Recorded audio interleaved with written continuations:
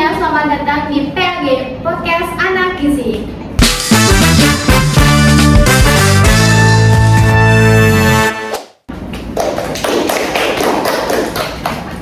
Nah, gimana nih Kak kabarnya buat Kak Mada, Kak Isma, dan Kak Eva?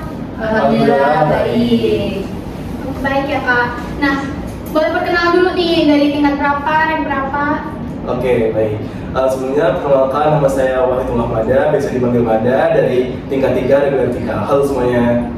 Oke, halo teman-teman semuanya, aku Isma Tersana. Aku kebetulan teman sekelas yang ada, aku dari tingkat 3 reguler 3. Oke, halo semuanya, saya Eva Nirwana, saya dari rank 2 tingkat 3. Oke. Nah, buat Kak Mada nih, kemarin baru saja menang lomba ya Kak? Iya, betul. Pencaksilat itu di silat kelas F. Nah, waktu diumumin juara ini, Kakak percaya nggak sih kalau menang gitu atau bengong dulu pas diumumin? Tidak. Baik, jadi ketika diumumin lomba itu, kita udah percaya sih, karena ketika sudah dalam pertarungan laga itu udah tertera poinnya. Jadi poin itu udah unggul dan sudah ditentukan kelas mana yang menang, terus dari partai mana. Misalnya kalau saya ada partai biru, partai merah, terus saya partai biru dan partai biru menang. Jadi nggak ada rasa shock sih, lebih ke rasa bersyukur gitu kalau udah dapatkan poin segitu banyaknya yang unggul dari partai merah. Keren banget. Nah, untuk Kak Eva sama Kak Isma nih, kalian berdua kan kerja bareng gitu di lomba kreasi pangan ya Kak? Iya. Nah, siapa kali Kak yang ngusulin nih, ngikut lomba ini gitu? Oke, sebelumnya ini lomba itu kan ikatan Ikamagi ya. Iya. Nah, jadi kebetulan Poltekkes Tanjung Karang ini sebagai delegasinya dan harus mengirimkan peserta lombanya. Kebetulan itu di pas hari libur dan kalau nggak salah dadakan juga.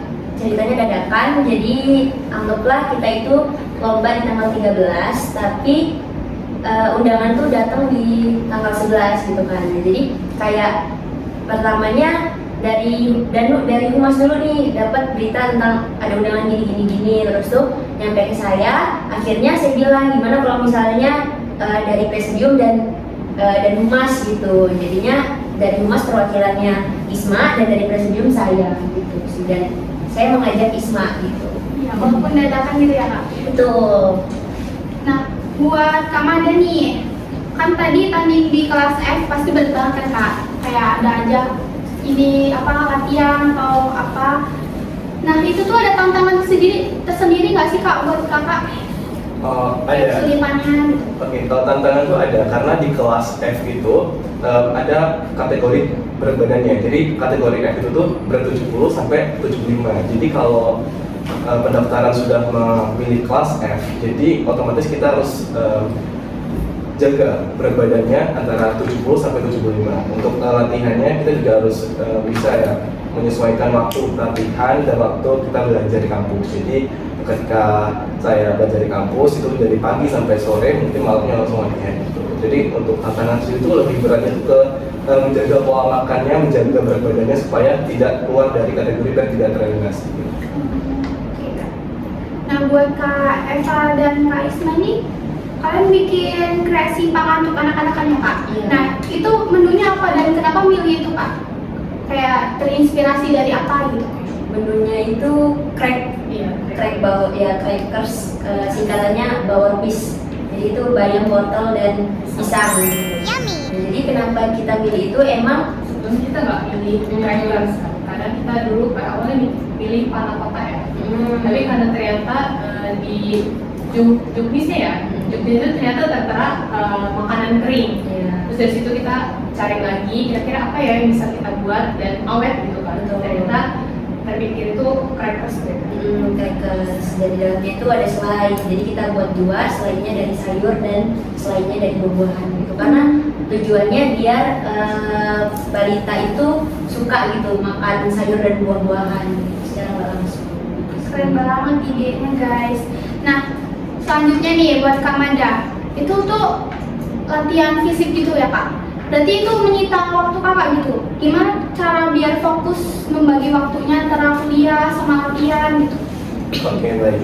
Iya, kalau tanding saya itu saya ikuti perlombaan laga yaitu tanding antara 1 lawan 1. Nah itu juga harus kita latih fisiknya sama strategi gimana caranya kita bisa menaklukkan serangan dari lawan. Jadi kita kalau mengatur pola latihan itu mungkin saya ketika pagi tadi fokus ke kampus dulu, mungkin kalau siang sore itu fokus dengan rapat, terus kalau malamnya itu fokus ke latihan. Jadi walaupun latihannya di malam, tapi tetap jaga banget stamina-nya karena itu cukup dadakan saya ikutnya. Jadi mungkin setiap malam itu saya membagi waktunya dari jam habis sisa sampai jam 10, sisanya menjadi tugas. Buat Kak Isma nih sama Kak Eva, nah itu tuh gimana pas di Bengkulu itu apa ada tugas kampus gitu Kak yang buat kakak tuh kayak susah gitu membagi waktunya antara tugas kampus gitu pas kan lagi di Bengkulu nih Kak, jadi gimana itu?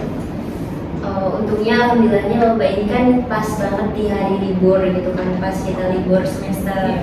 Nah jadi kebetulan nggak ada tugas ya alhamdulillah, jadi enjoy aja ngejalanin lombanya yang ada di sana gitu. Jadi Healing ya, healing. Nah pas di Bengkulu itu ada first impressionnya gitu Kak, apa? Kayak kesan pertamanya, udaranya gimana, sejuk kan itu kayak dalutan. Ya, mungkin Gitu ya. dari saya dulu mungkin jadi di Bengkulu itu di sana pertamanya nggak expect kalau misalnya Bengkulu dari Bandar Lampung ke Bengkulu itu 20 jam gitu kan, jadi kayak agak kaget ini kok lama banget nggak nyampe gitu kan.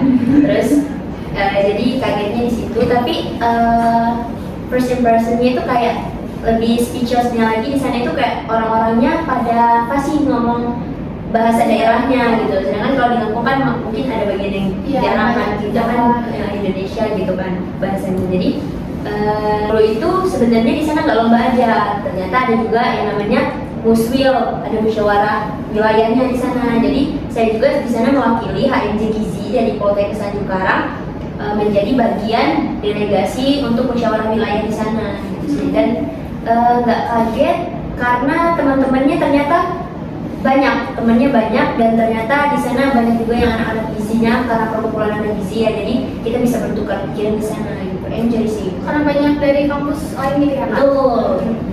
Terus ada lagi pengalaman serunya nggak sih Kak? Pengalaman serunya banyak banget. Yang pertama itu tadi ya, kita jadi kayak kenal nih tentang Poltekkes ini kayak gimana, terus tuh Prof J-nya apa aja sih gitu kan, jadi kita bisa bertukar kan gitu. Terus tuh pengalaman selanjutnya kayak kita secara nggak langsung kita juga ada nih field trip-nya di sana itu. Jadi kita dikenalin tentang apa ya, makanan khas di sana, terus budaya Bengkulu itu apa aja, tarinya apa aja gitu. Terus ternyata tempat wisatanya tuh banyak banget di sana gitu. Ada pantai, kemarin sempat diajak ke pantainya, terus ke museumnya, Museum Soekarno, Pengasinan Soekarno, terus benteng di sana kan ada juga. Situ sih banyak banget gitu. Nah ngomongin makanan khas nih Kak, kakak tuh udah nyobain apa aja gitu di Bengkulu? Di Bengkulu Apa ada yang favoritnya gitu di sana? ada namanya itu kalau nggak salah urut punai kalau nggak salah tuh. Jadi isinya itu kayak kalau di sini tuh kayaknya ranting apa ya, kayak ranting kalau di sana itu urut punai gitu. Ada yang manis, ada yang asin gitu sih. Itu makanan khasnya. Sama ada kalau nggak salah itu pai nanas, ya ada pai nanas di sana juga. Ya, berarti mirip-mirip lah ya Kak. Nah selanjutnya nih buat Kak Nada. Nah pas pengumuman kalau kakak tuh menang gitu, reaksi keluarga kakak, teman-teman kakak itu gimana? Pada kayak selebrasi kecil-kecilan atau Oke, gimana? kalau untuk reaksi teman-teman saya mungkin karena enggak nyangka ya, karena itu posisinya kan hamil seminggu, hamil 2 minggu mungkin. Hamil 2 minggu tuh baru ngomongin kalau ikut latihan terus lomba langsung di minggu depannya. Kan shock kan, jadi kayak wow latihannya harus beneran berarti nggak main-main. Nah jadi mereka kan ikut aja, terus menang kalah itu ke belakang gitu. Jadi kan nggak berharap menang saya ini. Terus ternyata diberi kemenangan dan terus mereka shock sih, bukan senang sih, shock kok bisa gitu kan dengan waktu segitu bisa menang. Orang mungkin mereka ngiranya wah ini musuhnya ngantuk mungkin kira gitu jadinya. Kalau teman-teman saya gitu, dia lebih ke nggak senang sih, lebih ke kok bisa gitu. Kalau untuk orang tua saya, tentu orang tua saya senang karena kan selamat dari perlombaan itu tuh sungguh apa ya, nikmat yang mulia gitu. Kita harus menjaga kesehatan kita, kebugaran kita, fisik kita kalau lagi di lapangan tandingan. Jadi orang tua kita mesti banyak berdoa, banyak berharap supaya selamat gitu. Jadi mereka syukur gitu. Kalau buat Kak Ismail sama Kak Eva itu gimana apresiasinya ke teman-teman? Apa ada ngucapin gitu atau gimana? Kalau dari saya sendiri sih, karena saya sempat bercerita juga ke keluarga, dan keluarga juga ikut, bahkan pas Hamin 1 sebelum pengumuman itu ditanyain terus kayak gimana hasilnya, dan itu kayak iya belum, karena kan kebetulan yang ikut delegasi ke Bengkulu ini Eva, jadi saya di rumah membantu dengan doa gitu kan. Jadi orang tua tuh nanyain gimana, terus kan akhirnya pas hari diumumkannya itu bilang kayak iya ini alhamdulillah kita dapat juara umum 1 ya Pak ya. Terus orang tua juga wah selamat ya gitu kan. Terus juga mungkin ada apresiasi juga, alhamdulillah kita dapat apresiasi dari jurusan juga, terus juga dari kompetensi juga, itu juga kita sangat menghargai banget sebagai apresiasi. Kalau Kak Eva sendiri? Ya bersama, mungkin pas mau pengumuman itu kan deg-degan ya kan. Kebetulan delegasi yang 1 itu cuma dari Poltekkes Tanjung Karang sendiri. Untuk teman-teman yang lain itu ada 2, ada 3. Jadi pressure-nya ada, Iya. tekanannya ada. Jadi sempat kontak-kontakan sama Isma, main gimana gitu kan. Jadi kayak tetap tetap doa aja, optimis, dan ya nggak nyangka gitu kan. Karena kayak sendiri, terus juga emang rasanya ini kayak ada pikiran, sempat ada pikiran ini juara nggak ya gitu, tapi alhamdulillahnya juara gitu. Keren banget. Nah, buat kalian sendiri nih Kak, apa sih arti dari kemenangan gitu buat Kakak? Mungkin dari Kak Isma dulu. Kemenangan apa ya? Sebuah pengalaman yang menurut saya tuh sangat berharga ya. Pertama karena saya juga dulu di ketika saya SMA, saya SMP, saya SD itu saya belum pernah ikut sebuah kejuaraan yang seperti ini gitu kan. Terus ketika saya di kuliah itu apa ya, menjadi suatu pengalaman yang sangat berarti gitu bagi saya. Terus juga apa ya, menjadi pemantik saya juga untuk kayak semangat, ternyata bisa loh kita tuh menjadi sang juara gitu. Walaupun ya nggak mungkin ini juara pengalaman perlombaan bukan yang pertama, tapi maksudnya sebelum itu ketika kita emang gak menang tuh kita nggak yang putus semangat gitu loh. Ada kok di balik itu tuh, ada kok ini loh sebuah lomba atau sebuah kejuaraan yang menanti kamu dan kamu bisa. Keren banget. Nah, itu tadi motivasi dari Kak Isma. Itu bisa banget guys buat kalian jadi pemantik kalian kan. Buat ikut lomba, ikut banyak kegiatan gitu. Nah, buat kakak-kakak nih, terima kasih buat Kak Isma, Kak Eva, Kak Mada udah nyempatin kesempatan untuk hadir di podcast ini. Kita juga ucapin terima kasih udah dikasih apresiasi lewat podcast ini buat teman-teman semua, dan semoga teman-teman juga tetap semangat buat ikut kejuaraan semua lomba-lomba yang teman-teman bisa. Terus sekian dari kita juga ya. Oke guys, sampai ketemu di PAG selanjutnya. Dadah.